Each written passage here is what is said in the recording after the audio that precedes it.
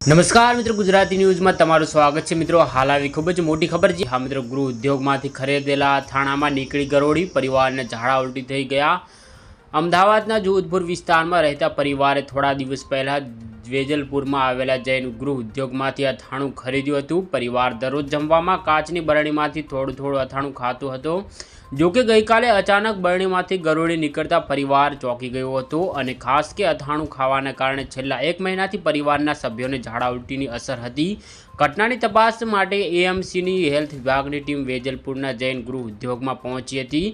જોકે ગૃહ ઉદ્યોગના સંચાલકે પોતાને કોઈ માહિતી ન હોવાનું કહ્યું અને પોતે સાણંદથી માલ ખરીદતા હોવાનું કહીને હાથ હથ્થર કરી દીધા હતા।